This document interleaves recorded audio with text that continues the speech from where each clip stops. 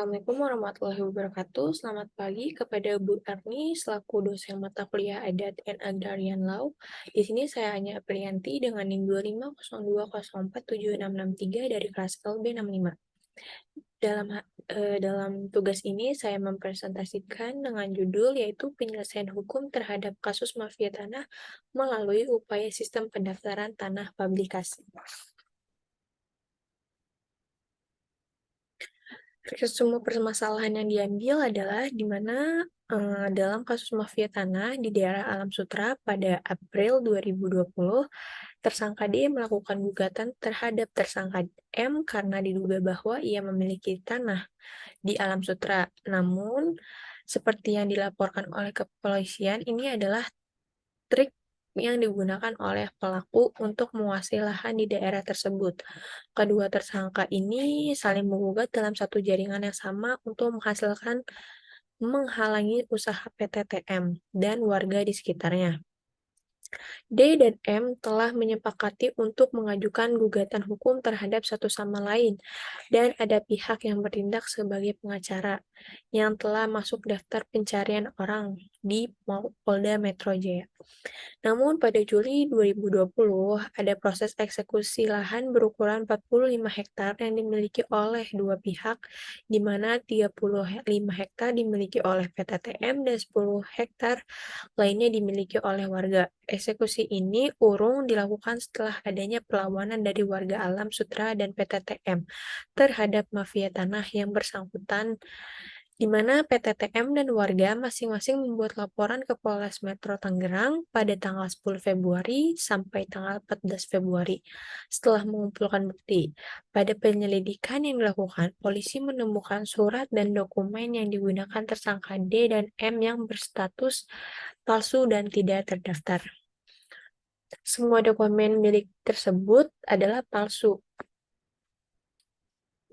Dan upaya yang dilakukan penangkapan ini telah dikenakan hukum berdasarkan pasal 263 dan 267 KUHP tentang pemalsuan dokumen dengan hukuman penjara selama 7 tahun. Berdasarkan latar belakang di atas, saya merumuskan masalah, yaitu bagaimana upaya penyelesaian hukum terhadap kasus mafia tanah.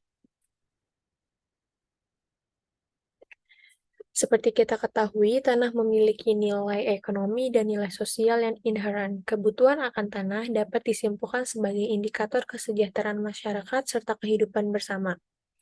Dalam pasal 33 ayat 3 Undang-Undang Negara Republik Indonesia tahun 1945 menyatakan bahwasannya tanah dan sumber daya alam lainnya milik seluruh penduduk sebagai sebuah negara yang bertanggung jawab untuk mengatur penggunaannya agar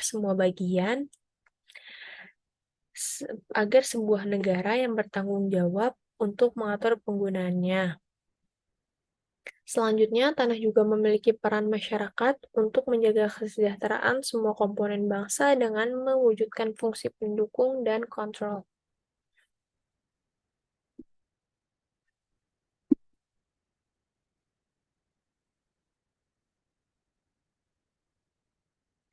Menurut Juknis, pencegahan dan pemberantasan mafia tanah adalah individu, kelompok, atau badan hukum yang dengan sengaja melakukan tindakan pidana yang dapat menghalangi penanganan perkara tanah.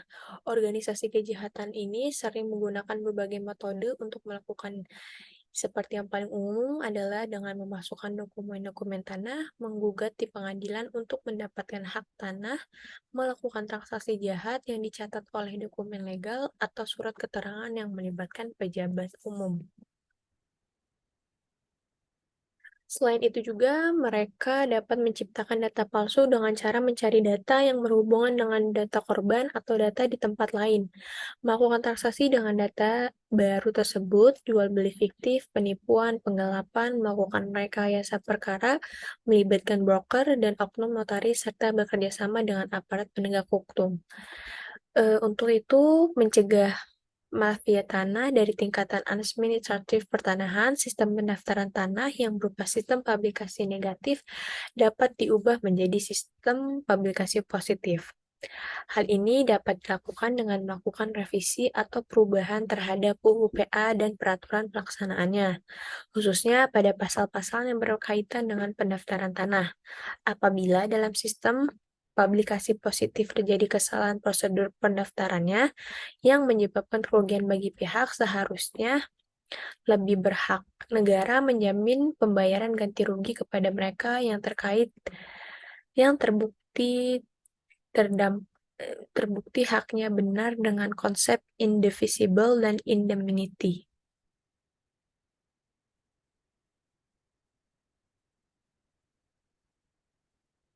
Selanjutnya adalah kesimpulan, di mana penyebab utamanya investasi dan pertumbuhan ekonomi adalah adanya mafia pertanahan yang melakukan berbagai macam tindakan kejahatan di bidang administratif pertanahan.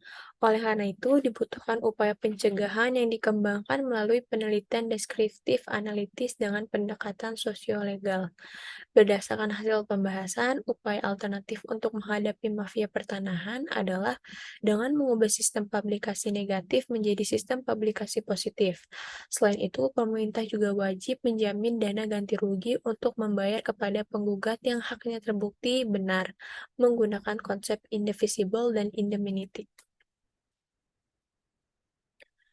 Selanjutnya, ini adalah daftar pustaka yang saya gunakan. Sekian presentasi dari saya.